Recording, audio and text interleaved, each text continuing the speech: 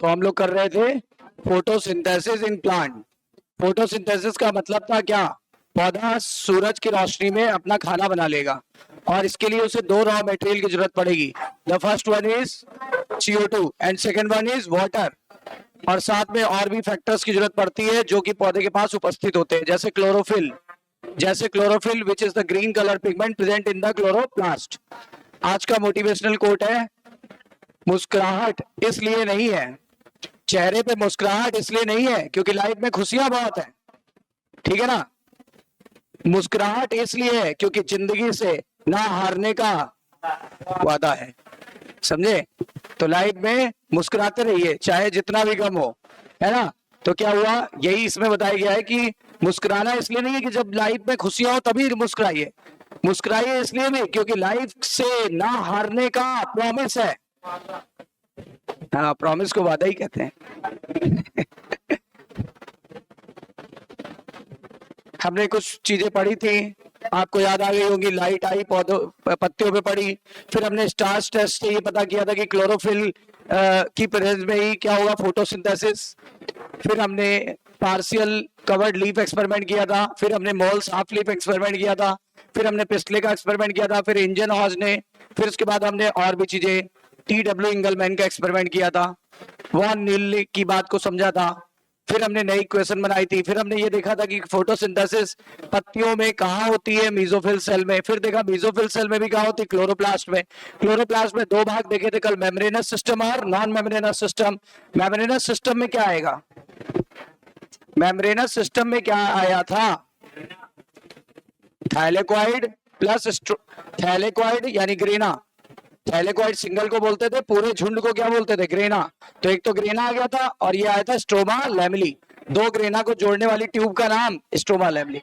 कल हम लोग ने यहीं पे लाइट रिएक्शन पढ़ी थी, ठीक है ना। और लाइट रिएक्शन में कितने स्टेप थे, दो, पहला साइक्लिक, दूसरा नॉन साइक्लिक। और हमने उसको क्या बोला था, साइक्लिक फोटोफॉस्फोराइलेशन, क्योंकि लाइट की प्रेजेंस में ATP बन रहा है। लाइट की प्रेजेंस में ATP बनने को क्या बोलते हैं, लाइट के लिए क्या वर्ड यूज करेंगे, फोटो, और ATP बनने को बोलते हैं फास्फोराइलेशन। लाइट की प्रेजेंस में ATP का बनना क्या कहलाता है, फोटोफॉस्फोराइलेशन। जबकि माइटोकॉन्ड्रिया में भी ATP बनता है, माइटोकॉन्ड्रिया में ATP बनने को बोलते हैं ऑक्सीडेटिव फास्फोराइलेशन। वहां पे ऑक्सीजन के प्रेजेंस में बनेगा, that is why it is known as oxidative phosphorylation, ठीक है ना। तो बताओ सेल के अंदर दो प्लेस बताओ जहां पे जहां पे ATP बनेगा। एक है माइटोकॉन्ड्रिया और दूसरा है क्लोरोप्लास्ट। लेकिन प्लांट में दो जगह होती है, अपने अंदर तो एक ही जगह होती है ना। क्या हमारे पास क्लोरोप्लास्ट है, क्या एनिमल्स के पास क्लोरोप्लास्ट होता है? तो हमारे पास केवल और केवल कहां बनेगा, और हमारे अंदर जो ATP बनेगा वो माइटोकॉन्ड्रिया में बनेगा, उसे क्या बोला जाएगा, ऑक्सीडेटिव फास्फोराइलेशन, क्योंकि वो ऑक्सीजन की प्रेजेंस में बनेगा। जबकि जबकि जो प्लांट है उसमें दो तरह के फास्फोराइलेशन हो रहे हैं, एक लाइट की प्रेजेंस में, उसे बोल रहे हैं क्या, फोटोफॉस्फोराइलेशन, और एक किसकी, ऑक्सीजन की प्रेजेंस में, this is known as oxidative phosphorylation.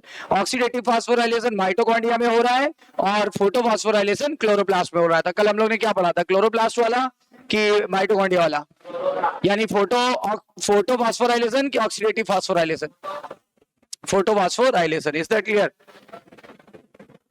ये सब चीजें हम लोग ने कर ली थी।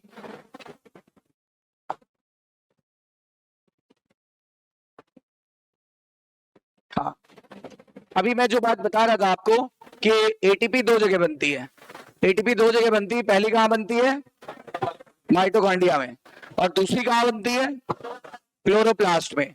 एक स्थान है माइटोकॉन्ड्रिया और दूसरा स्थान है क्लोरोप्लास्ट, दो जगह ATP बनती है। समझ में आई बात? अब यहां कहां बनती है, यहां बनती है, ध्यान दीजिएगा, यहां पे बनती है इस जगह पर और यहां बनती है इस जगह पर। अब जगह बताएं, यहां बनती है टुवर्ड्स मैट्रिक्स, मैट्रिक्स जानते हो ना, माइटोकॉन्ड्रिया के अंदर का हिस्सा क्या कहलाता है, और यहां बनती है टुवर्ड्स स्ट्रोमा, टुवर्ड्स स्ट्रोमा। यहां स्ट्रोमा में बनती है और यहां कहां बनेगी, राइट। समझ में आई बात? अब दोनों में क्या अंतर है, यहां ऑक्सीजन की प्रेजेंस में बन रही है और यहां पे लाइट की प्रेजेंस में बन रही है। ऑक्सीजन की प्रेजेंस में बन रही है इसलिए हम इसे क्या बोलेंगे, ऑक्सीडेटिव फास्फोराइलेशन। बताओ, अगर वो लाइट की प्रेजेंस में बने तो क्या बोलेंगे? Photophosphorylation, photophosphorylation. समझ में आई बात?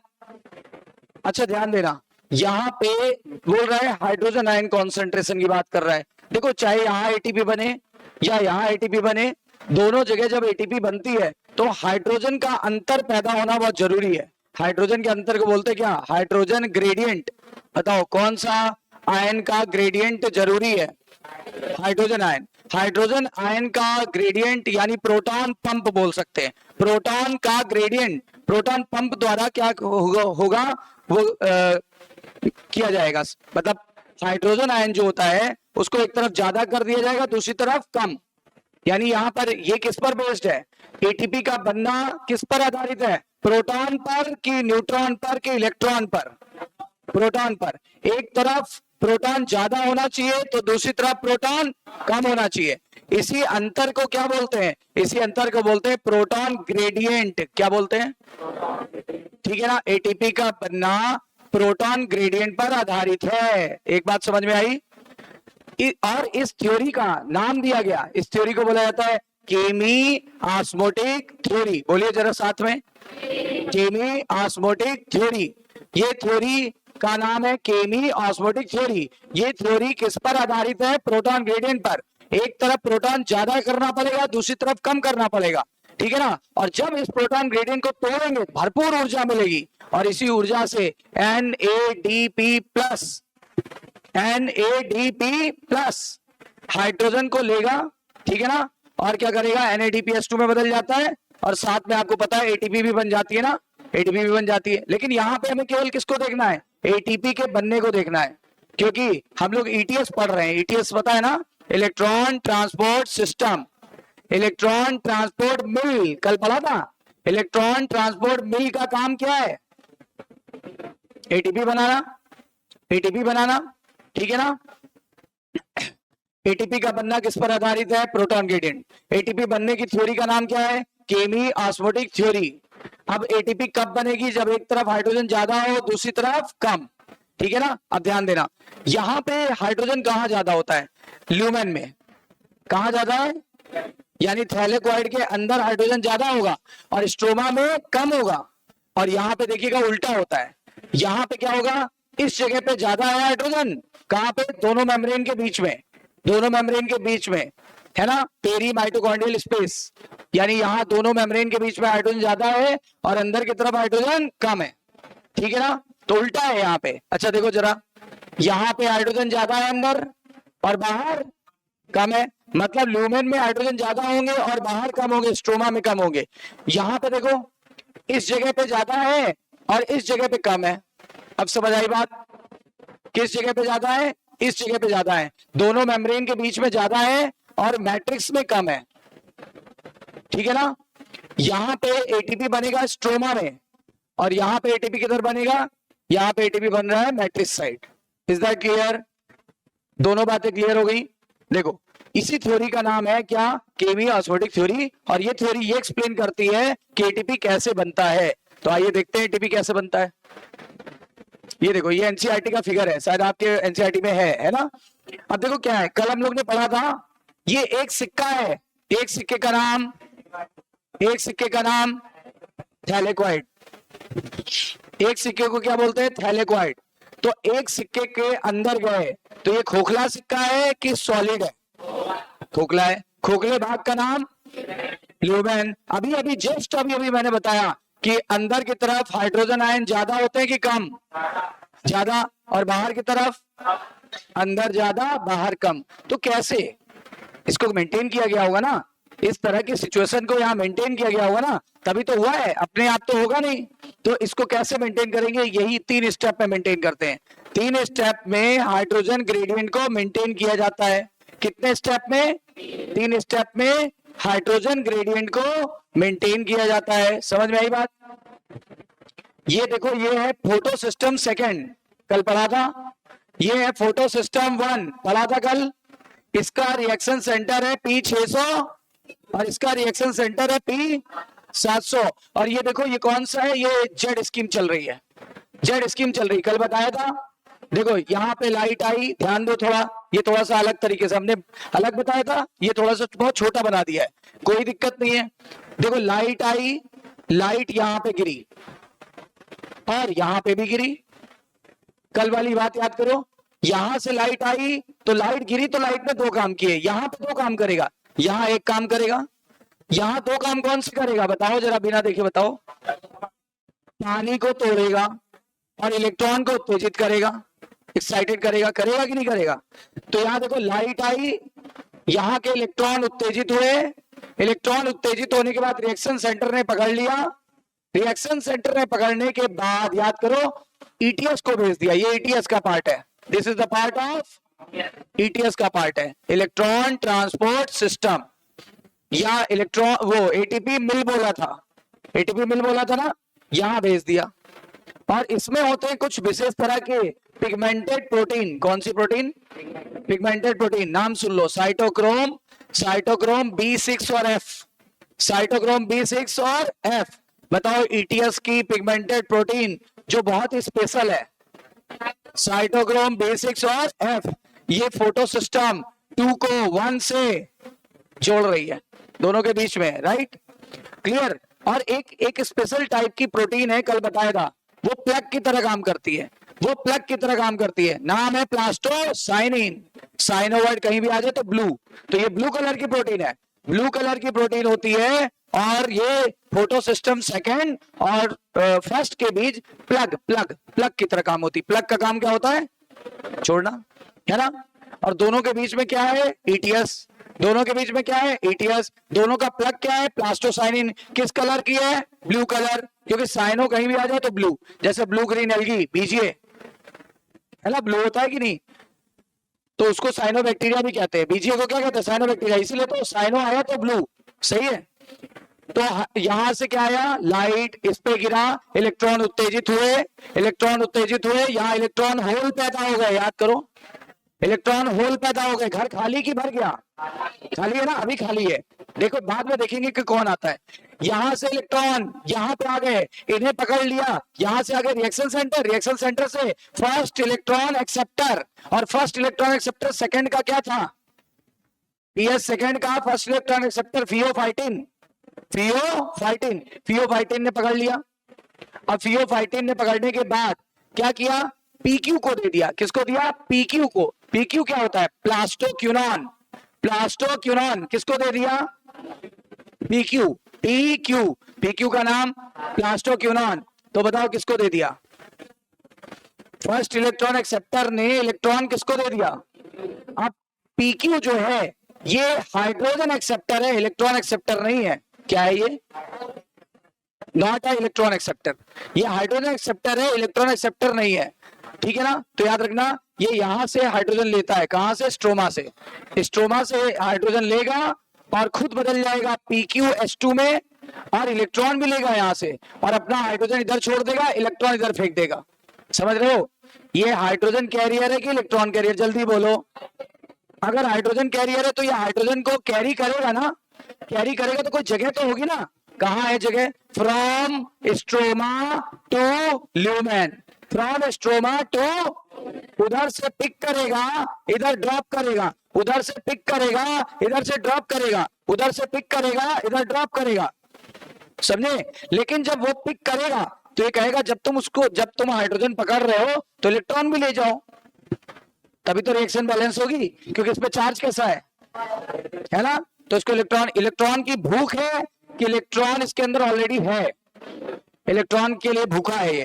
प्लस मैंने पूछा, हमने कहा था ना कभी भी ऐसी बात आए तो पूछ लिया करो, जैसे Cl- अगर कहीं है और मैं पूछूं भाई इलेक्ट्रॉन लेगा, क्योंकि उसके नाम में क्या छुपा हुआ है, माइनस, Mg++, वो कहता हाँ हाँ 2 बार हाँ कर रहा है, प्लस प्लस Mg++। सोडियम कितनी बार हाँ कर रहा है, 1 बार। कैल्शियम कितनी बार हाँ कर रहा है, फास्फेट कितनी बार ना कर रहा है, 3 बार, ना ना ना, समझ रहे हो। जिसपे जितना ज्यादा पॉजिटिव चार्ज उतने ज्यादा इलेक्ट्रॉन लेगा, जिसपे जितना नेगेटिव चार्ज उसके वो इलेक्ट्रॉन नहीं लेगा, उतना ज्यादा वो इलेक्ट्रॉन रिच है, राइट।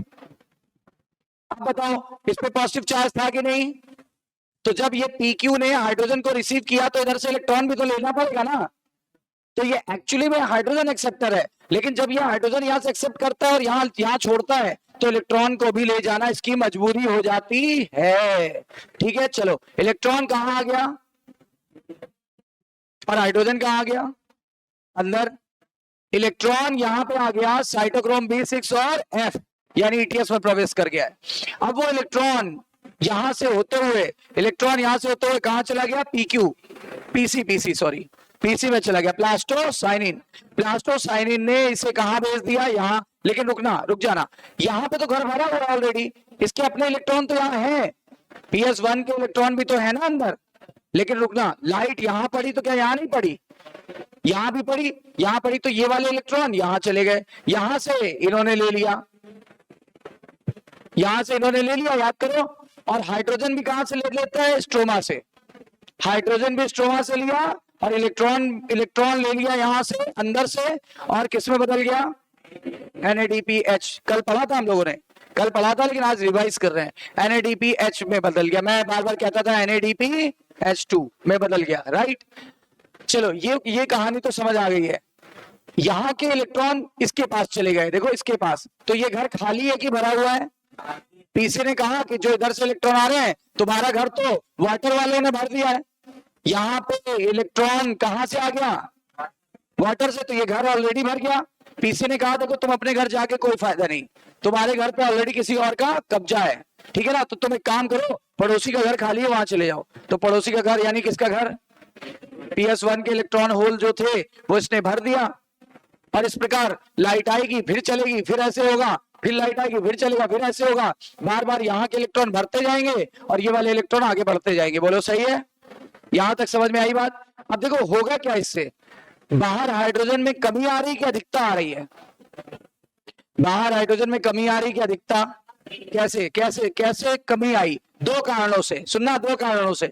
नंबर 1, स्ट्रोमा का हाइड्रोजन PQ ने उठा के कहां पटक दिया, ल्यूमेन में पटक दिया, तो बाहर से कम हुआ और अंदर ग्रेडियंट डेवलप हुआ कि नहीं, अंतर पैदा हुआ कि नहीं।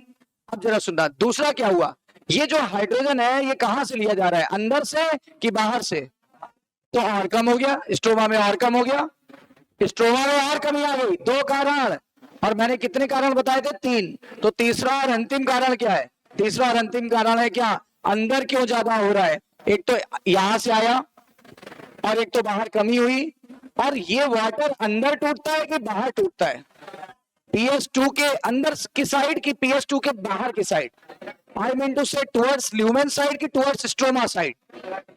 तो ल्यूमेन साइड जब टूटेगा तो वाटर, ठीक है ना, वाटर जब ब्रेक होगा तो वाटर क्या देता है, oxygen plus hydrogen plus electron, oxygen plus hydrogen plus electron, तो oxygen plus hydrogen plus electron. अच्छा यहाँ इलेक्ट्रॉन नहीं लिखा क्योंकि इलेक्ट्रॉन अंदर चले गए, इसके इलेक्ट्रॉन तो ये जो जगह खाली थी, जो ये आगे बढ़ गए थे, उसके होल को उसने भर दिया, याद आया, कल पढ़ाया था आपको, इसीलिए इलेक्ट्रॉन नहीं दिखा हुआ है। अब हाइड्रोजन देखो यहाँ ज्यादा है, कुल मिला के अंदर हाइड्रोजन बढ़ रहे हैं और बाहर हाइड्रोजन घट रहे हैं।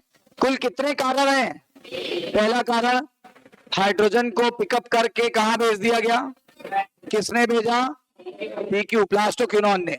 ये हाइड्रोजन है वो एक्सेप्टर है कि इलेक्ट्रॉन एक्सेप्टर, लेकिन जब ये हाइड्रोजन को उधर से एक्सेप्ट करता है तो उसकी मजबूरी हो जाती है कि इलेक्ट्रॉन को पास कर दे from this place to this place, सही है ना। चलो अब दूसरी बात क्या था, ये NADP प्लस स्ट्रोमा में है कि ल्यूमेन में है, तो हाइड्रोजन अंदर से उठाएगा कि बाहर से उठाएगा।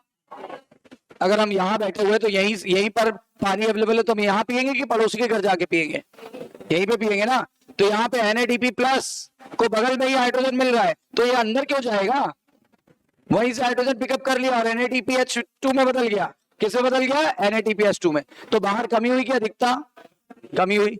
और अंदर तीसरा कारण जो सबसे बड़ा कारण था जिसकी वजह से अंदर बहुत रिचनेस हो गई, हाइड्रोजन बहुत बढ़ गया, उसका कारण था फोटोलिसिस ऑफ वाटर। किस साइड हुआ, ल्यूमेन साइड कि स्ट्रोमा साइड, ल्यूमेन साइड की स्ट्रोमा साइड।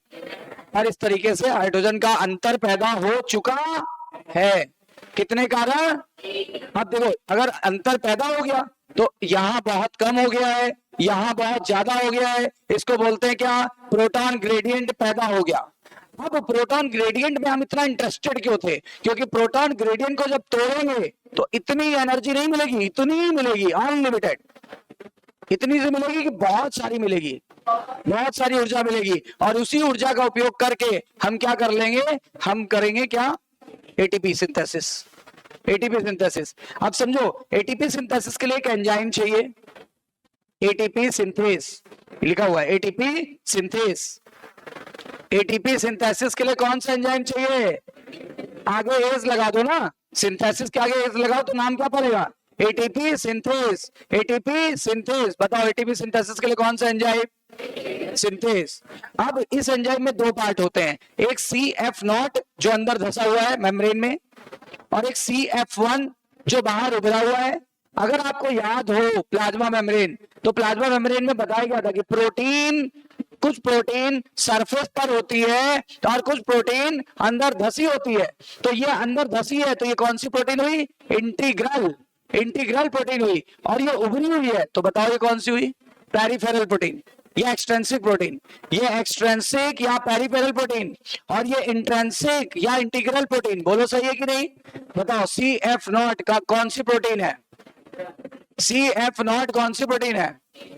इंटीग्रल प्रोटीन या इंट्रेंसिक प्रोटीन, अंदर धसी है इसलिए इंट्रेंसिक। बताओ ये जो उभरा हुआ CF1 ये कौन सी प्रोटीन है? ये है पेरिफेरल प्रोटीन या एक्सट्रेंसिक प्रोटीन। ठीक है। जो CF0 भाग है ये प्रोटॉन चैनल की तरह काम करता है। प्रोटॉन चैनल, यहां से प्रोटॉन आएंगे, अंदर से घुसेंगे, बाहर आ जाएंगे, ऐसे। इसको ऐसे देखो, ऐसे उधर से घुसेंगे इधर बाहर, उधर से घुसेंगे इधर बाहर। ये प्रोटॉन चैनल की तरह काम करता है। देखो प्रोटॉन यहां से घुसा, वहां से बाहर। From high concentration to by the process of diffusion, by the process of diffusion, simple diffusion. Is that clear? अब ये यहां से बाहर आएगा, बाहर आएगा तो इसके पास इतनी ऊर्जा है कि इसके आकार में चेंज हो जाएगा, इस एंजाइम के आकार में चेंज हो जाएगा। जब एंजाइम के आकार में चेंज हो जाएगा तो ये एंजाइम इस सबस्ट्रेट को बांध लेगा। कौन सा सबस्ट्रेट? एडीपी और आईपी को बांध लेगा, और बांध के एडीपी प्लस आईपी किसमें बदल देगा? एडीपी प्लस आईपी किसमें बदल देगा? एटीपी। इसी प्रक्रिया को बोलते हैं क्या? फोटोफॉस्फोराइलेशन। या कौन सी थ्योरी एक्सप्लेन हो गई? केमी ऑस्मोटिक थ्योरी। किस पर बेस थी? Proton gradient, neutron gradient, electron gradient. किस पर बेस थी? बताओ किस पर बेस थी? Proton gradient. किस पर बेस थी? Proton gradient. कितनी बातें क्लियर हो गई? थ्योरी एक्सप्लेन हो गई पूरी? ठीक है। यहां तो देखो सारी चीजें क्लियर हो गई है। अब इसमें कोई डाउट? इस थ्योरी का ही नाम था केमी ऑस्मोटिक थ्योरी। अच्छा ये बाकी सब नाम जानते हो, ये एफएनआर क्या है? एनसीईआरटी में एफएनआर का पूरा नाम नहीं लिखा, मैंने लिख दिया है। Ferredoxin NADP oxido reductase enzyme. क्या नाम है? Ferredoxin NADP oxido reductase enzyme. ये कैटालाइज करता है electron transfer from ferredoxin between NADPH। यहां से इलेक्ट्रॉन को यहां ट्रांसफर करने में मदद करेगा। बताओ एफएनआर का पूरा नाम? Ferredoxin NADP oxido reductase enzyme. ये किसमें मदद करेगा? ये मदद करेगा transfer of electron from ferredoxin to NADPH। Is that clear? समझ में आई बात? तो जो एनसीईआरटी की कमियां है वो भी मैंने पूरी कर दी। आओ एक एक लाइन पहले पढ़ें।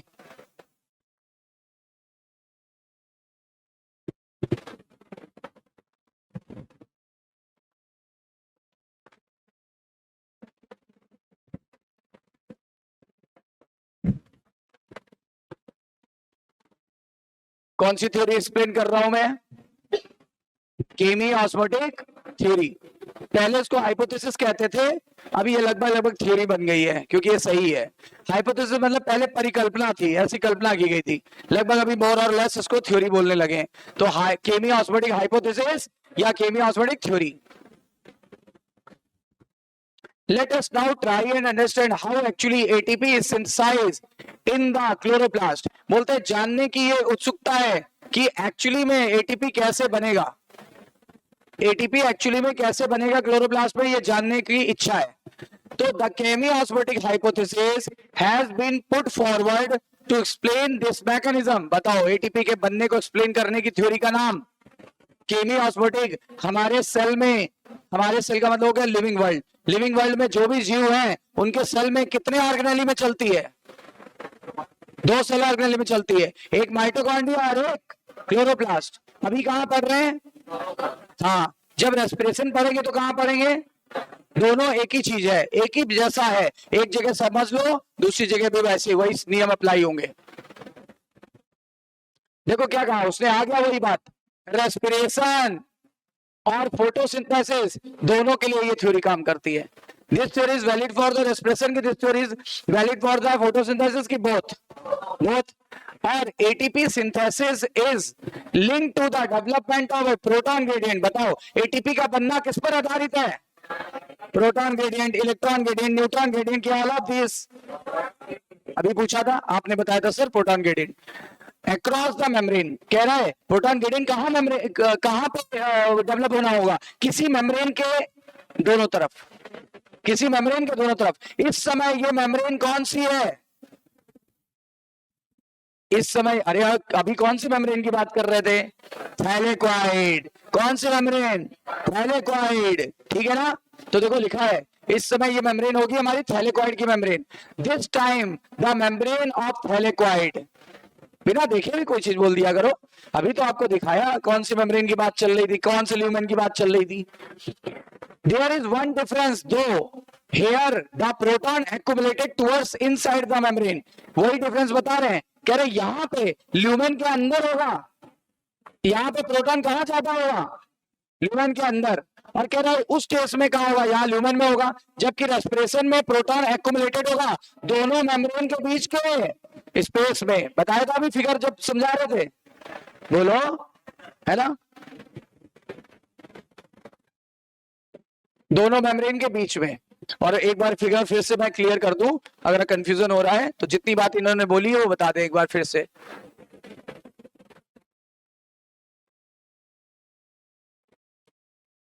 ये देखो कह रहे हैं इस समय यहां पे ल्यूमेन के अंदर ज्यादा है, बाहर कम है ना? लेकिन जब रेस्पिरेशन की बात करते थे माइटोकॉन्ड्रिया में तो यहां ज्यादा थे दोनों मेम्ब्रेन के बीच में, और यहां कम थे मैट्रिक्स में. यही बोला था ना मैंने.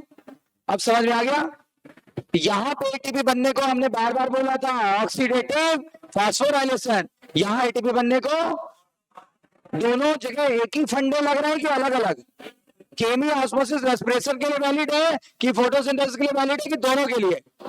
बस फर्क ये है, एक में लाइट की प्रेजेंस में एटीपी बन रहा है और एक में ऑक्सीजन की प्रेजेंस में बन रहा है. इसीलिए यहां ऑक्सीडेटिव फास्फोराइलेशन, यहां फोटोफॉस्फोराइलेशन. Is that clear? अब देखो अगली बात, अगली बात क्या कह रहा है NCERT.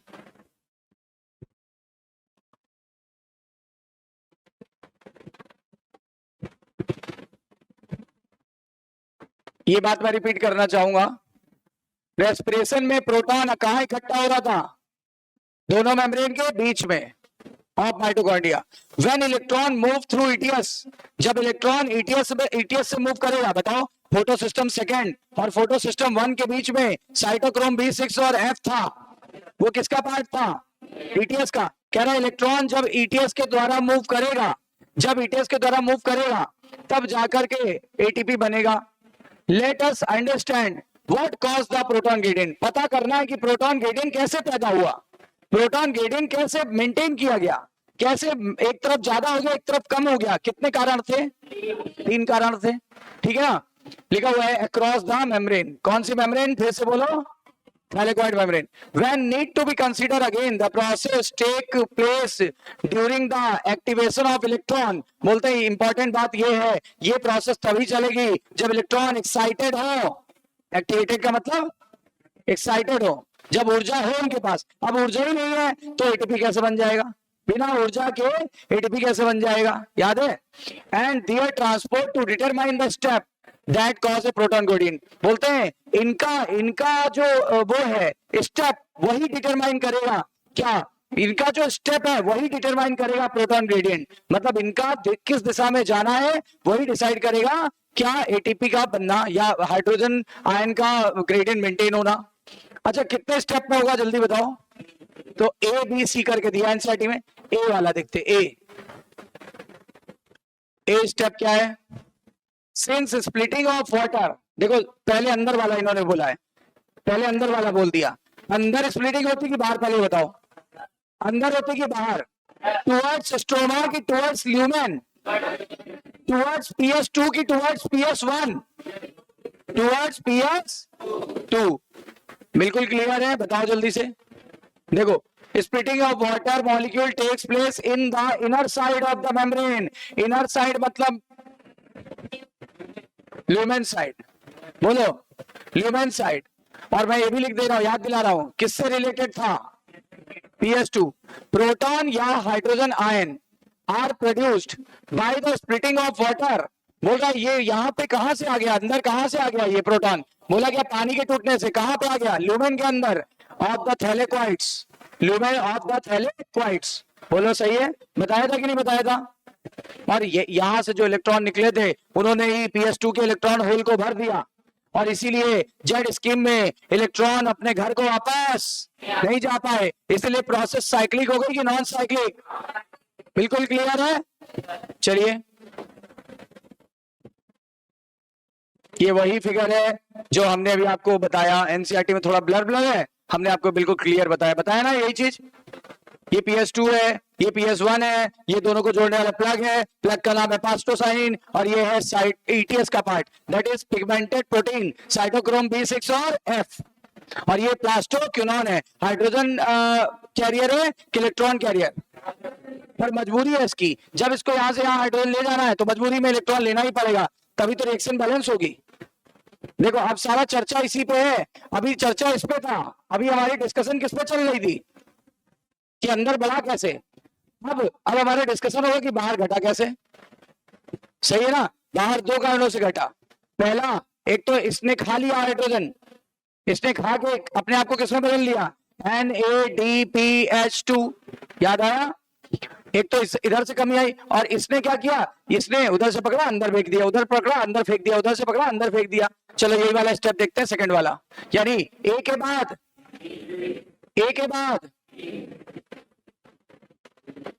Electron move through the photo system, proton are transported across the membrane. देखो ध्यान से, कह रहा है ध्यान से पहले पढ़ लो फिर फिगर को देखो, जब इलेक्ट्रॉन मूव करते हैं फोटो सिस्टम्स के बीच, मतलब 2 से 1 के बीच जाते हैं, तो क्या होता है, तो प्रोटॉन अंदर आ जाता है, प्रोटॉन का ट्रांसपोर्ट हो जाता है अक्रॉस द मेम्ब्रेन, मतलब थैलेकॉइड मेम्ब्रेन के अंदर की तरफ आ जाता है, लिखा है ना साफ, देखो पढ़ो ऊपर देखो, ये देखो ये फोटो सिस्टम सेकंड है, ये फोटो सिस्टम फर्स्ट है, कह रहा है जब इलेक्ट्रॉन इधर से इधर मूव करते हैं तो हाइड्रोजन अंदर क्रॉस करके आ जाता है, किसको क्रॉस कर रहा है, इस मेम्ब्रेन को, what is this membrane, thylakoid membrane को क्रॉस करके अंदर आ गया, इज दैट क्लियर, ठीक है ना। अब देखो ध्यान देना, अब आगे की बातें ध्यान देना, बिल्कुल बहुत इंपॉर्टेंट बात है, सबसे इंपॉर्टेंट यही वाला पॉइंट था। This happens because primary electron acceptor of electron which are located towards outside of the membrane, ठीक है ना, कह रहा है जो प्राइमरी इलेक्ट्रॉन एक्सेप्टर था, यानी थियोफाइटिन की बात कर रहा है, प्राइमरी इलेक्ट्रॉन एक्सेप्टर का नाम, वो बाहर बैठा है कि अंदर बैठा हुआ है, वो बाहर बैठा हुआ है, कह रहा है देखो पढ़ के देखो, ऐसा इसलिए होता है क्योंकि प्राइमरी इलेक्ट्रॉन एक्सेप्टर नाम है थियोफाइटिन, सेकंड का प्राइमरी इलेक्ट्रॉन एक्सेप्टर थियोफाइटिन, और फर्स्ट का सल्फर कंटेनिंग आयरन FeS, याद आया। तो क्योंकि वो बाहर बैठा हुआ है, अगर बाहर बैठा हुआ है outer side of the membrane की तरफ बैठा हुआ है, वो ट्रांसफर करता है electron not to the electron carrier, वो इलेक्ट्रॉन कैरियर को ट्रांसफर नहीं कर रहा है इलेक्ट्रॉन, बल्कि किसको दे रहा है, हाइड्रोजन कैरियर को, किसको दे रहा है, हाइड्रोजन कैरियर को, बट टू है ना हाइड्रोजन कैरियर, बताओ हाइड्रोजन कैरियर का नाम PQ का पूरा नाम प्लास्टोक्विनोन, बिल्कुल क्लियर है, बिल्कुल क्लियर है। देखो क्या लिखा हुआ है, Hence दिस मॉलिक्यूल यानी PQ removes the proton from the stroma, मतलब स्ट्रोमा से प्रोटॉन को लेगा, यानी वहां पे प्रोटॉन की कमी हुई और अंदर की तरफ फेंक देगा, लिखा हुआ है। And while transporting the electron when this molecule pass on its electron to an electron carrier on the inner side of the membrane, the proton is released into the inner side of lumen side of membrane। देखो सुनो कितनी अच्छी बात कह रहा है, पूरी बात एक बार समझा रहा हूं। यहां था LHC, इधर होता है LHC, ध्यान दो, इधर होता है LHC यानी एंटीना, ये था रिएक्शन सेंटर, ठीक है, और इधर बैठा हुआ प्राइमरी इलेक्ट्रॉन एक्सेप्टर, बाहर बैठा है कि अंदर बैठा है, बाहर बैठा है, मेम्ब्रेन के बाहर आ गया। अब कह रहे ये बाहर बैठा हुआ है, तो ये क्या करेगा, ये अपना इलेक्ट्रॉन इसको देना मजबूरी है, किसकी, पड़ोसी को, पड़ोसी का नाम प्लास्टोक्विनोन, लेकिन पड़ोसी इलेक्ट्रॉन कैरियर नहीं है, वो है क्या, हाइड्रोजन कैरियर। तो कह रहा है इसने इसको दिया और इसने जब इधर से इधर हाइड्रोजन भेजा तो इलेक्ट्रॉन को आगे बढ़ा दिया, इलेक्ट्रॉन को दूसरे कैरियर को पहुंचा दिया, ये यहां से लिया और यहां से इलेक्ट्रॉन कैरियर, एक दूसरा इलेक्ट्रॉन कैरियर है उसको सौंप दिया। देखो इलेक्ट्रॉन इधर चला जा रहा है और हाइड्रोजन अंदर आ गया।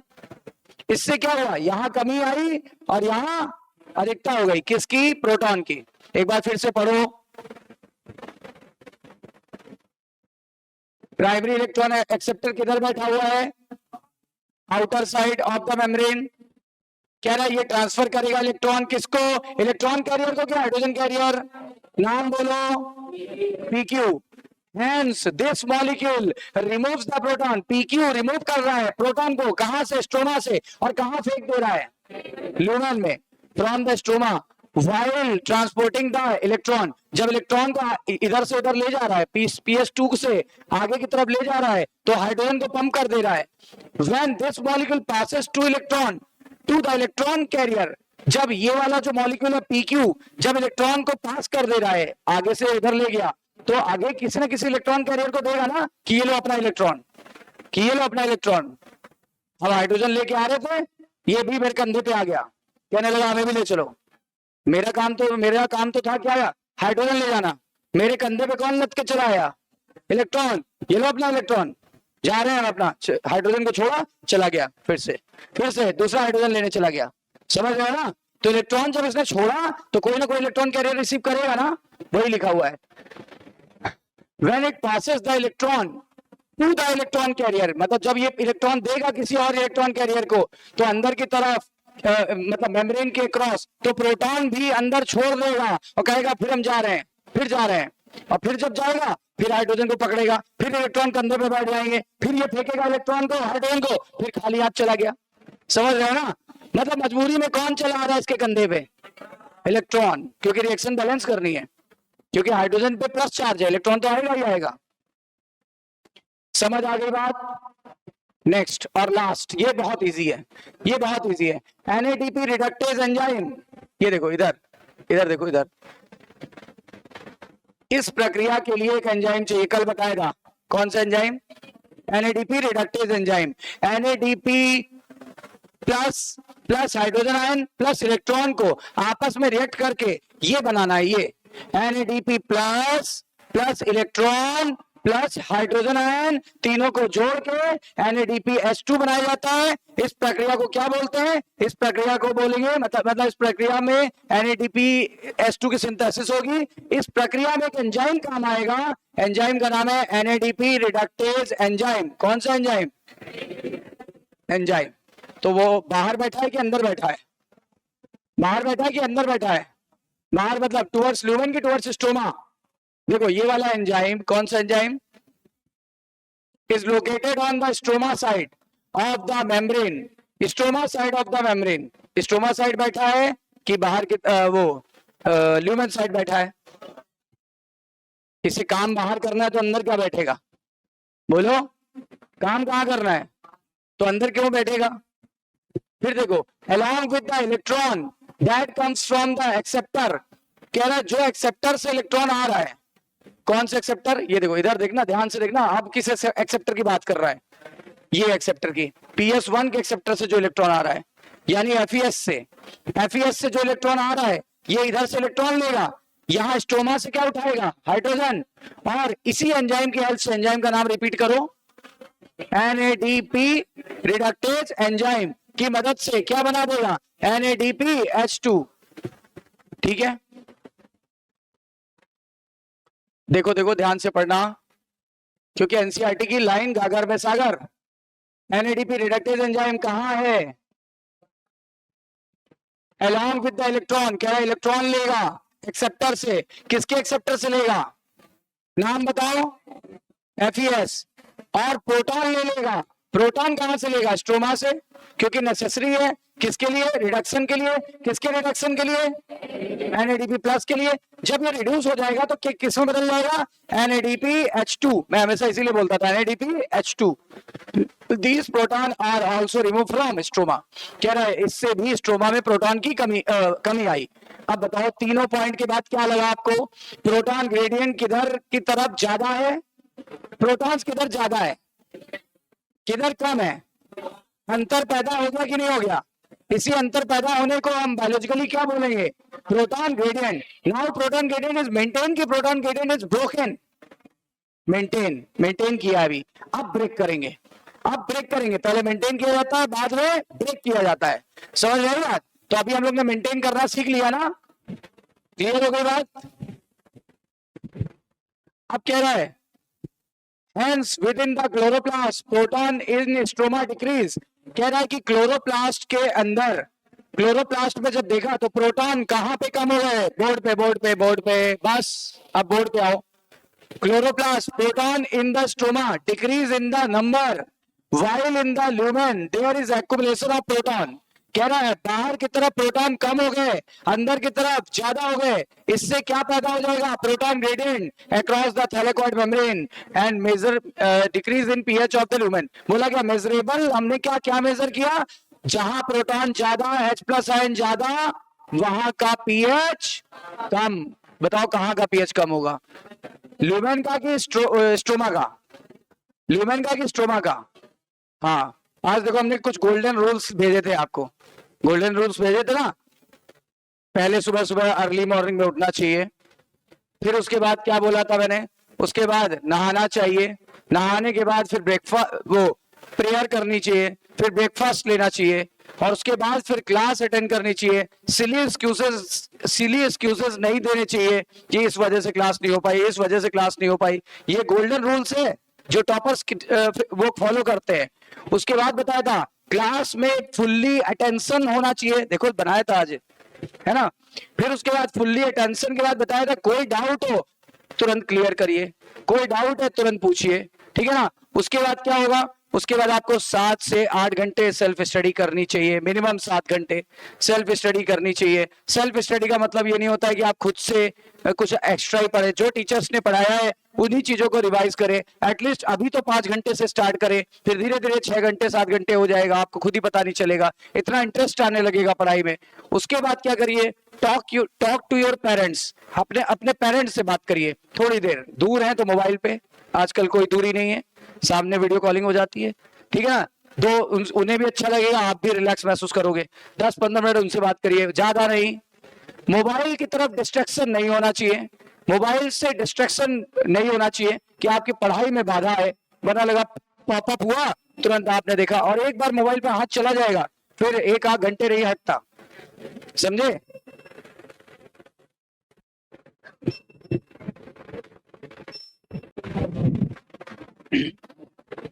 इस तरीके से क्या देखा हमने कि हाइड्रोजन आयन बाहर क्या हो गया कम, अंदर क्या हो गया ज्यादा, ज्यादा हो जाएगा तो पीएच क्या हो जाएगा कम। अगर पीएच कम हो गया तो अब बारी आ गई किसकी, प्रोटॉन ग्रेडियंट को बनाने की कि तोड़ने की, तोड़ने की, ठीक है, क्योंकि बना लिया हम लोगों ने, अब तोड़ेंगे। देखो लिखा है why we are interested, why we are so interested in the proton gradient, हम प्रोटॉन ग्रेडियंट में इतना उत्सुक क्यों है, प्रोटॉन ग्रेडियंट में इतना उत्सुक क्यों है, क्योंकि this gradient is important because of it breakdown, क्योंकि जब इसे ब्रेकडाउन करेंगे तो this gradient leads to the synthesis of ATP, क्योंकि इससे जो ऊर्जा है, इससे जो ऊर्जा मिली है उसी ऊर्जा से क्या मिल जाएगा हमें, ATP. The gradient is broken down, gradient कैसे ब्रेक डाउन होगा, movement of proton across the membrane to the stroma through the trans membrane protein या ट्रांस मेम्ब्रेन चैनल।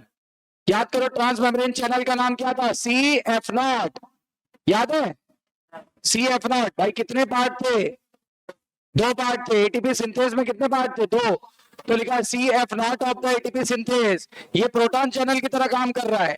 और जो एटीपी सिंथेस एंजाइम है उसमें 2 पार्ट होते थे, एक को CF0 बोल रहे थे, यही प्रोटॉन चैनल की तरह काम करता है। कहां प्रेजेंट था, थैलेकॉइड मेम्ब्रेन में, और ट्रांस मेम्ब्रेन चैनल बना रहा था। ट्रांस मेम्ब्रेन चैनल का मतलब हो गया आर पार ले जाने वाला चैनल, आर पार ले जाने वाला channel. It carries out of facilitated diffusion.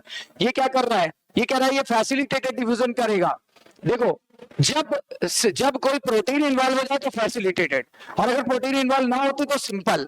जैसे पहले मैंने आपको समझाने के लिए बता दिया था कि हाई टू लो जा रहा है इसलिए सिंपल, लेकिन आप क्लियर कर लो कि जब हाई टू लो जा रहा है और किसी प्रोटीन के द्वारा जाए तो फैसिलिटेटेड डिफ्यूजन। अब क्लियर हो गया, सिंपल डिवीजन तब होता है जब बिना प्रोटीन के जाता, जब प्रोटीन की मदद से जा रहा है तो क्या बोलेंगे, facilitated division. Other portion is CF1, दूसरा पोर्शन CF1 था, ये उभरा हुआ था कहां पे, आउटर सरफेस की तरफ। आउटर सरफेस की तरफ कि इनर सरफेस की तरफ, आउटर सरफेस की तरफ of thylakoid membrane on the side faces towards stoma. कह रहा है इसका जो बाहर था वो किस तरफ था, स्टोमा साइड। ये देखो फिगर देखो, ये देखो इसका आउटर सरफेस ये रहा, उभरा हुआ है किस तरफ, स्ट्रोमा साइड।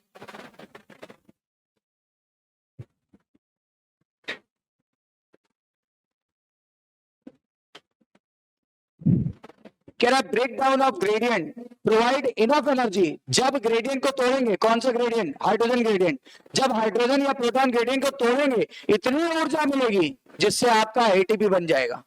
कह रहा है ना, provide enough energy to cause conformational change in CF1 particle. मैंने क्या समझाया था, मैंने बोला था जब एटीपी तभी बनता है जब प्रोटॉन हाई कॉन्सेंट्रेशन से किधर आए, लो की तरफ, मतलब from movement to stroma via CF0 channel. CF0 से जब आएगा उसके पास इतनी ऊर्जा है कि CF1 के आकार में चेंज कर देगा। बताया था कि नहीं, जब CF1 के आकार में चेंज हो जाएगा तो एटीपी सिंथेस के आकार में चेंज हो गया, इससे क्या हो जाएगा, अब enzyme synthesize several molecule of energy packet ATP, बोलते हैं इस एंजाइम की मदद से एक प्रोडक्ट बना लिया जाएगा। बताओ किस सबस्ट्रेट को किस प्रोडक्ट में बदल देगा, ये एंजाइम से एटीपी सिंथेस एंजाइम ADP और इनऑर्गेनिक फॉस्फेट को किसमें बदल देगा, ATP में। तो ये दोनों क्या हुए, सबस्ट्रेट। क्या प्रोडक्ट बना, एंजाइम का नाम ATP सिंथेस, ATP सिंथेस। कह रहा केमियो ऑस्मोसिस के लिए क्या क्या चाहिए था, एक मेम्ब्रेन, नाम बताओ, थैलेकॉइड। इसमें भी क्या सोचना है, कह रहा और क्या चाहिए, प्रोटॉन पंप चाहिए, प्रोटॉन पंप चाहिए होता है, राइट। और क्या, प्रोटॉन ग्रेडियंट डेवलप होना चाहिए, और एक एंजाइम चाहिए होता है ATP synthase. Energy is used to pump the proton across the membrane to create a gradient or a high concentration of proton within the thylakoid lumen। ठीक है, क्या बोल रहा है, क्या बोल रहा है, ये बात थोड़ी हजम नहीं हुई ना कि प्रोटॉन पंप क्या है। मैं बताता हूं, इधर देखो, प्रोटॉन पंप सर क्या है वो हमें समझ नहीं आया। इधर बताओ हाइड्रोजन आयन लो है कि हाई, और इधर मैंने क्या सिखाया था, जब भी कोई मॉलिक्यूल लो से हाई की तरफ जाता है, जब भी कोई मॉलिक्यूल लो से हाई की तरफ जाता है तो क्या कर देता है, तो उसको कैसे भेजा जाता है, एनर्जी खर्च करके, एनर्जी खर्च करके। और इस तरह की प्रोटीन को पंप कहते हैं, पंप। अगर ऐसी प्रोटीन जिसको एनर्जी खर्च करके लो से अधिक की तरफ भेजा जाए तो इसे क्या बोलेंगे, पंप। देखो एक ऐसी प्रोटीन यहाँ पे होती है जो लो कॉन्सेंट्रेशन से चीजों को कहां भेज रही है, हाई की तरफ, तो यहाँ पे क्या होगा, यहाँ पंप लगा होना चाहिए कि नहीं लगा होना चाहिए। पंप क्या करेगा, एनर्जी खर्च करके लो सांद्रता से हाइड्रोजन को पिकअप करेगा और अधिक सांद्रता की तरफ हाइड्रोजन को ड्रॉप कर देगा। बताओ सही है कि नहीं है, अब क्लियर हो गया होगा। तो इसलिए एक पंप भी चाहिए, एक मेम्ब्रेन चाहिए, प्रोटॉन पंप चाहिए, प्रोटॉन ग्रेडियंट मेंटेन होना चाहिए, एंजाइम चाहिए, और एनर्जी की वजह से क्या हो जाएगा, एटीपी बन जाएगा। ATP synthase has a channel.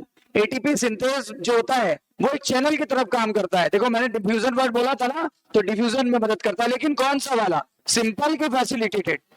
अगर बिना प्रोटीन के आता तो, हाँ प्रोटीन द्वारा आया तो, और proton back across the membrane, proton बाहर आता है फिर बैक चला भी जाता है, this release enough energy to activate the ATP synthase. बोलते हैं इसकी वजह से काफी एनर्जी मिल जाती है इस एंजाइम को एक्टिवेट होने के लिए, और ये क्या बना देता है, एटीपी बना देगा।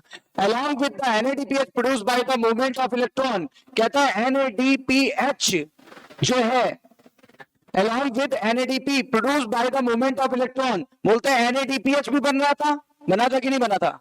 देखो फिगर देखो, कह रहा है मूवमेंट ऑफ इलेक्ट्रॉन की वजह से, मूवमेंट ऑफ इलेक्ट्रॉन की वजह से ये तो बना ही बना, और एटीपी भी बन गई। बोलो, मूवमेंट ऑफ इलेक्ट्रॉन की वजह से क्या बना, NADPH2 तो बना ही बना था, साथ में और क्या बन गया, वही कह रहा है, दोनों चीजें बन गई, दोनों चीजें बन गई है।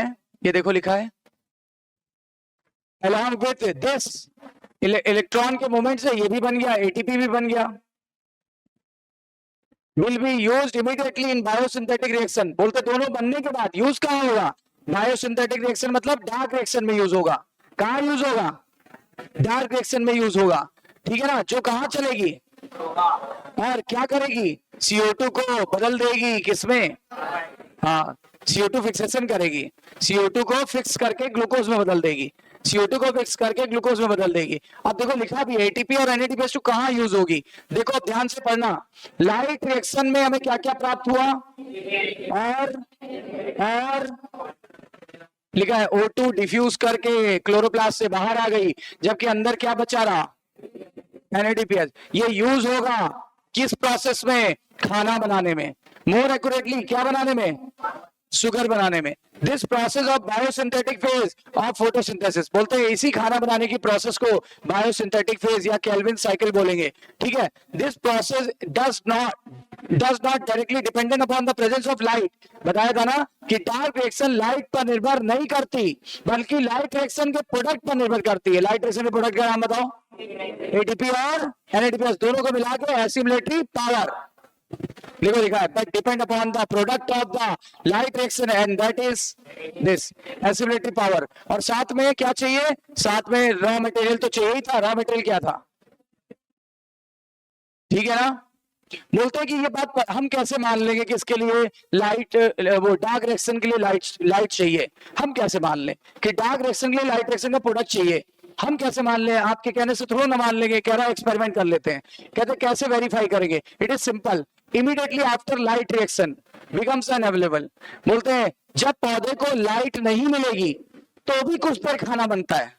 इससे इस बात की पुष्टि होती है कि जब तक लाइट थी तब तक एटीपी और NADPH बना था, और जब तक NADPH और एटीपी खत्म नहीं होगा तब तक खाना बनेगा। मेरी बात समझ गए। सूरज डूब गया, सूरज मान लो जितने बजे भी डूबा, मान लो 5 बजे डूबा, 6 बजे डूबा, हम 6 बजे मान ले लें, सूरज कितने बजे डूबा, लेकिन पौधों ने खाना 7 बजे तक बनाया।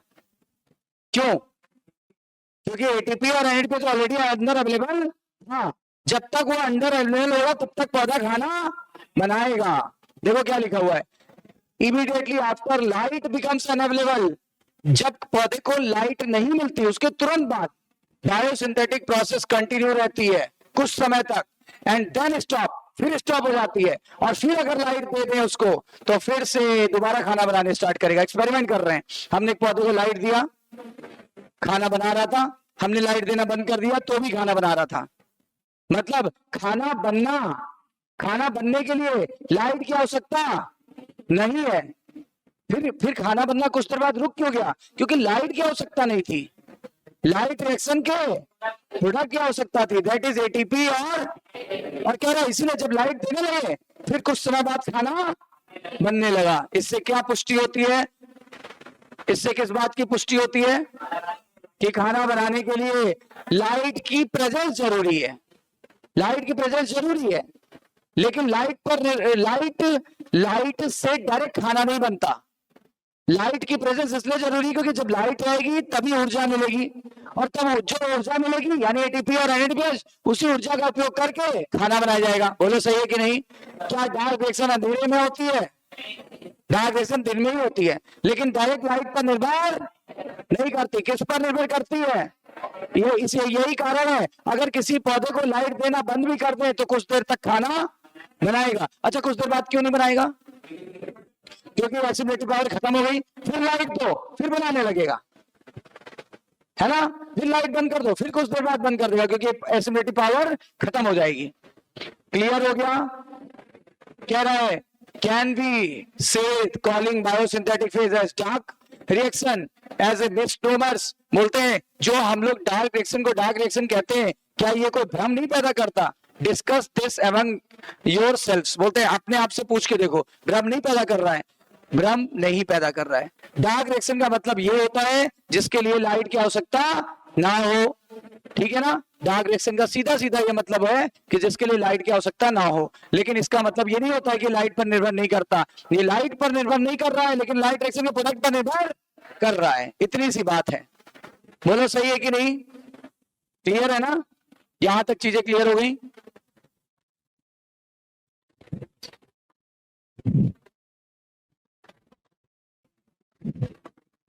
तो क्या सीखे?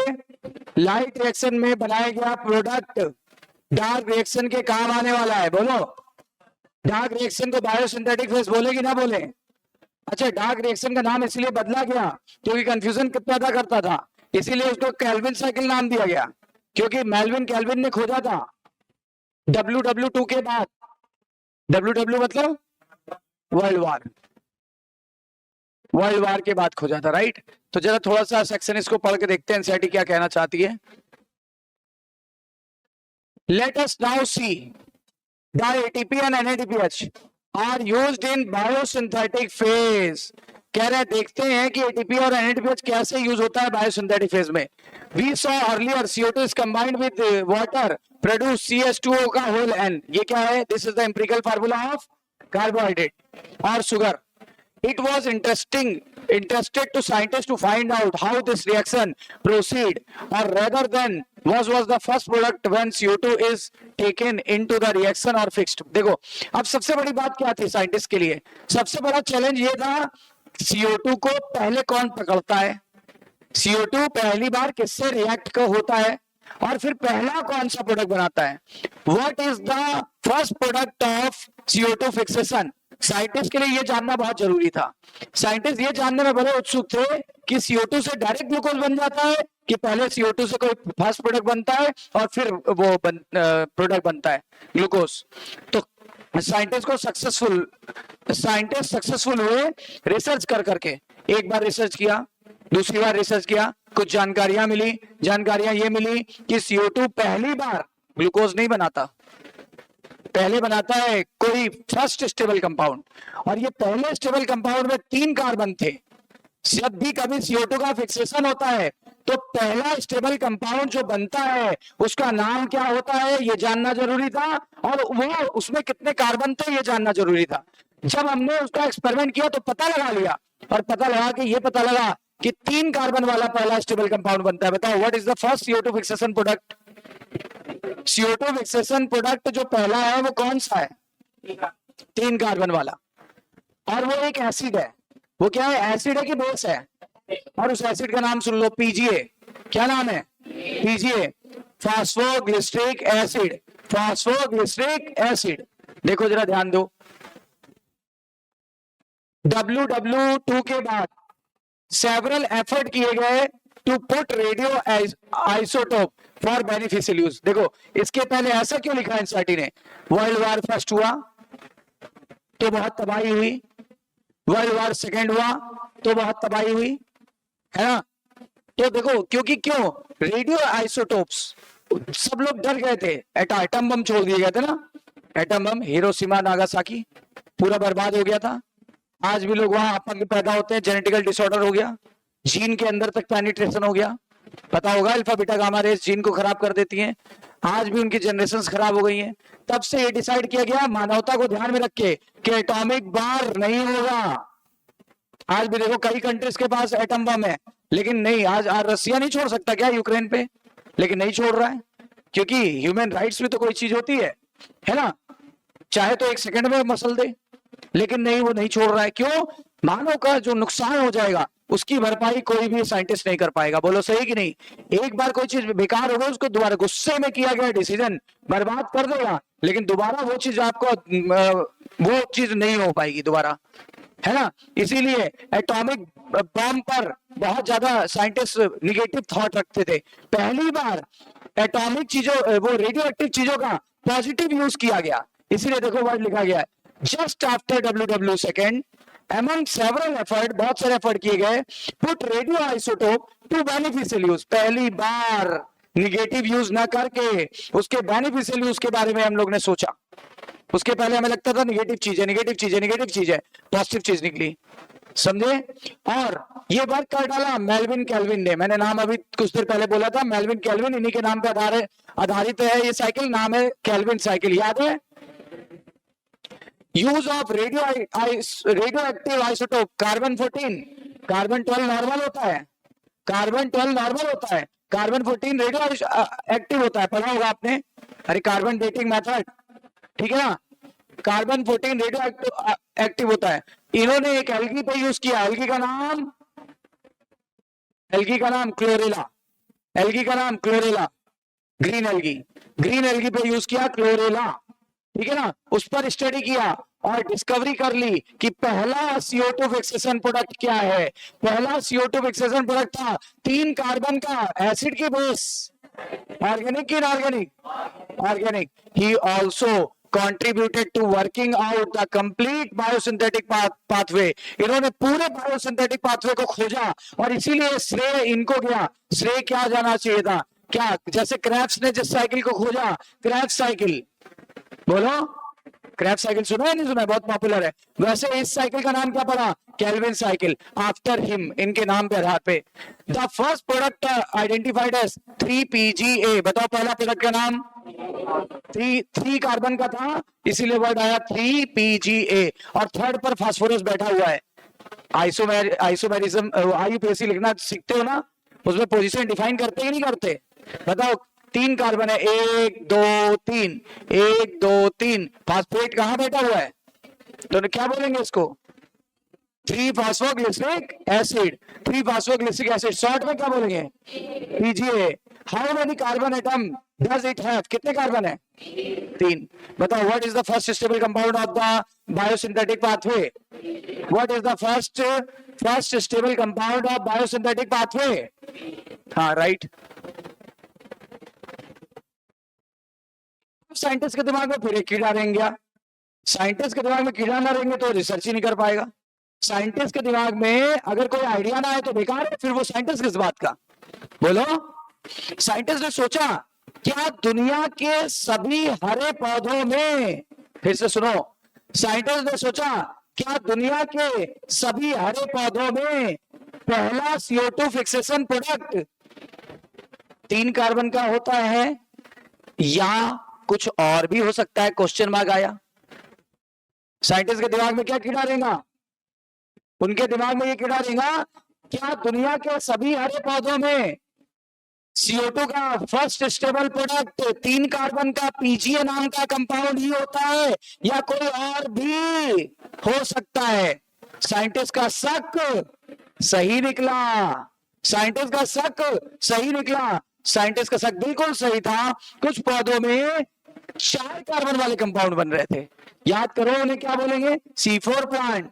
और जिनमें 3 वाले बन रहे थे C3, रफली C3 डाइकॉट थे और C4 मोनोकॉट थे। सब पढ़ा चुका हूं ना, लेकिन अब तो जरा एनसीईआरटी की भाषा पढ़ा रहा हूं। अब एनसीईआरटी की भाषा पढ़ा रहा हूं, अभी तक अपनी भाषा बताई थी, अब एनसीईआरटी की भाषा में पढ़ रहा हूं। राइट, देखो क्या लिखा हुआ है। Scientist also tries know whether all plant have PGA as the first product of CO2 fixation। बोलते क्या सभी पौधों में PGA ही बनता है या फिर कोई अदर प्रोडक्ट भी बनता है दूसरे पौधों में?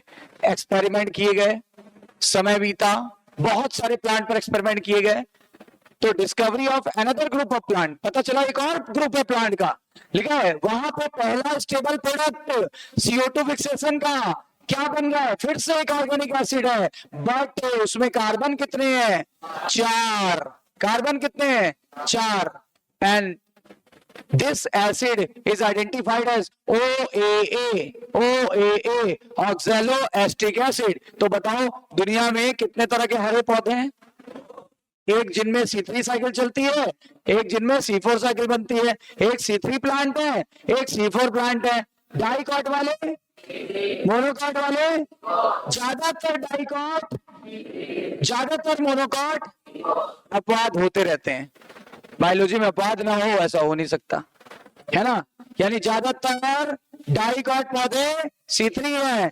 ज्यादातर मोनोकॉट पौधे C4 हैं, ठीक है। Then CO2 assimilation during photosynthesis was said to be two main type। दो तरह की CO2 फिक्सेशन होती है, एक C3 टाइप वाला पाथवे और एक C4 टाइप वाला पाथवे। जिनमें C3 टाइप का पाथवे काम कर रहा है, C4 नहीं कर रहा है, उन्हें C3 प्लांट्स, और जिनमें C4 एसिड बन रहा है, ठीक है ना, उनको C4 प्लांट बोलेंगे। कंफर्म, देखो लिखा है first product of CO2 fixation as C3 acid, यानी PGA जिनमें होगा उनको C3 पाथवे बोलेंगे, और in which the first product is C4 that is OA that are known as C4 pathway. तो कितने तरह के पाथवे होते हैं, दो तरह के, C3 और इंपॉर्टेंट बात जान लो, इंपॉर्टेंट बात जान लो, खाना केवल C3 पाथवे से बनेगा, खाना केवल, तो सवाल ये क्या C4 पौधे खाना नहीं बनाते, बनाते हैं, उनमें दो साइकिल चलती है, C3 में केवल C3 साइकिल चलती है, C3 प्लांट में केवल C3 या केल्विन साइकिल चलती है, पर C4 में C4 के साथ साथ C3 साइकिल भी चलती है। कुछ कॉन्सेप्ट बना, बताओ किन पौधों में केवल C3 साइकिल या केल्विन साइकिल चलती है, C3 प्लांट्स में, मोस्टली डाइकॉट में, पर मोनोकॉट में, मोनोकॉट में C4 प्लांट, जिनको C4 प्लांट कह रहे हैं, उनमें C4 साइकिल के साथ साथ C3 साइकिल भी चलती है, क्योंकि खाना केवल और केवल किस साइकिल से सिंथेसाइज होता है, केल्विन साइकिल या C3 साइकिल। मतलब हम कह सकते हैं रफली कि C4 साइकिल में C3 साइकिल शामिल होती है, लेकिन C3 साइकिल में C4 साइकिल शामिल, और ऐसा क्यों हुआ, आखिर वहां पे भी C3 चल रही है, यहाँ पे भी C3 चल रही है, ऐसा क्यों, रफली आइडिया दे देता हूं आपको। याद होगा मैंने एक बात कही थी, मैंने एक बात कहा था, क्या कहा था, दो तरह के पौधे हैं, एक C3 प्लांट या मोस्टली, क्या बोले, इनमें कौन सी साइकिल चल रही है, C3 साइकिल का दूसरा नाम बिल्कुल केल्विन साइकिल, और केल्विन साइकिल के दौरान क्या बनता है, खाना, खाने का नाम, कोई डाउट है, कोई डाउट है, आओ C4 पे। C4 प्लांट्स या मोस्टली मोनोकॉट, इनमें क्या हो रहा है, इनमें C4 साइकिल चल रही है, C4 साइकिल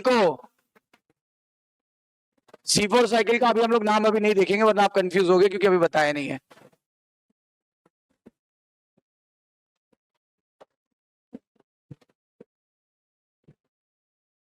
वैसे बोलते हैं हैच स्लैग साइकिल, क्या बोलते हैं, हैच स्लैग साइकिल लिख देते हैं, चलो पढ़ाएंगे बाद में। हैच स्लैग साइकिल, इसको हैच स्लैग ने खोजी थी, इसको केल्विन ने खोजी थी, केल्विन साइकिल नाम पड़ गया, हैच स्लैग साइकिल। तो C4 प्लांट्स में कौन सा साइकिल चलेगा, C3 साइकिल चलेगा, और इनमें भी क्या बनेगा, ग्लूकोज। कुछ समझ में आया, देखो ध्यान से।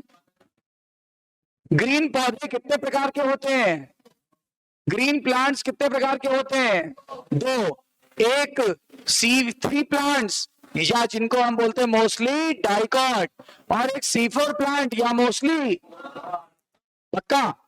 अब देखो इनमें कौन सी साइकिल चलेगी, C3 साइकिल को किसने खोजा था, कब खोजा था? WW1, WW2, WW2 के बाद पहली बार रेडियो एक्टिव चीजों का पॉजिटिव यूज किया गया कि निगेटिव, बेनिफिशियल के डिस्ट्रक्टिव, है ना? देखो एनसीईआरटी की एक एक बात में कुछ ना कुछ दम है। अब ये इसी साइकिल के दौरान खाना बनता है। अब जरा यहां देखो, इन पौधों में जिनको C4 प्लांट बोल रहे हैं, जो मोस्टली मोनोकाट हैं, उनमें एक नई साइकिल रन करने लगी। क्या नाम है? Hatch slag cycle. Hatch slag cycle. क्या इनमें C3 साइकिल नहीं चल रही है? चल रही है। और उसी साइकिल से क्या बन रहा है? तो इस साइकिल का फायदा क्या हुआ? जब खाना ही बनाना था, यहां बन ही रहा था, तो इस साइकिल का फायदा क्या हुआ था? मैंने कल कुछ बात कही थी। मैंने कहा था यहाँ एक प्रॉब्लम है। यहाँ रुबिस्को नाम का एक दोगला एंजाइम बैठा हुआ है, याद है? और उसकी इसी दोगलेपन से एक समस्या क्रिएट हो जाएगी। क्या? Photo respiration. ठीक है, यहाँ पे फोटो रेस्पिरेशन की प्रॉब्लम है, जिससे खाना बनने का चांस कुछ घट जाएगा। खाना बर्बाद होगा क्योंकि एक फालतू की साइकिल है, याद है? यहाँ पे इसी साइकिल से छुटकारा पाने के लिए यहाँ पे फोटो रेस्पिरेशन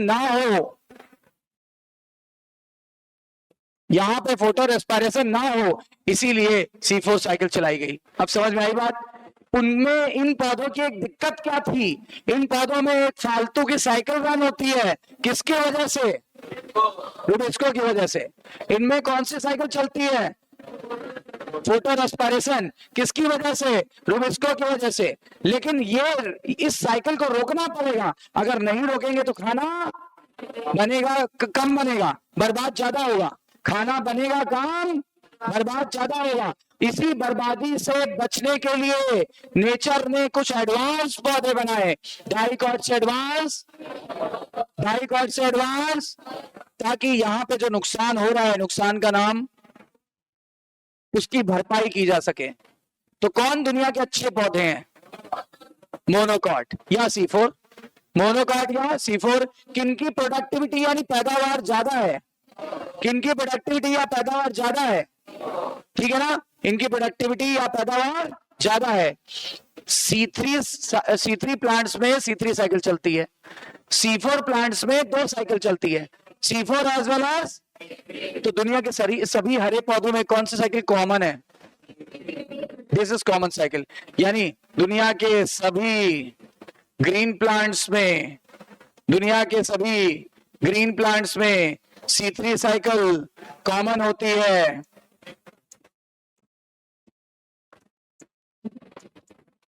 चाहे प्लांट C3 हो या C4, ये मैटर करता है कि नहीं करता? ये मैटर नहीं करता है। एनसीईआरटी की लाइन है, पर मेरी भाषा में, एनसीईआरटी की लाइन है मेरी भाषा में, राइट? खुद एनसीईआरटी ने कहा है ये मैटर नहीं करता कि प्लांट C3 है कि C4। मैटर ये करता है कि दोनों में केल्विन साइकिल चलेगी, क्योंकि दोनों में भोजन बनाने की आवश्यकता है। बोलो। और ये लाइन मैं दिखा दे रहा हूं आपको।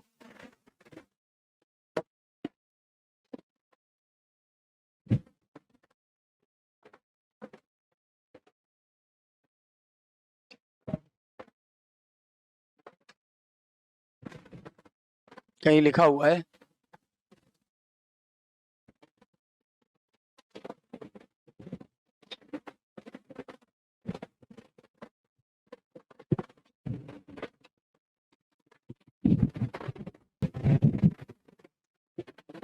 देखिए ये लिखा हुआ है। क्या लिखा हुआ है?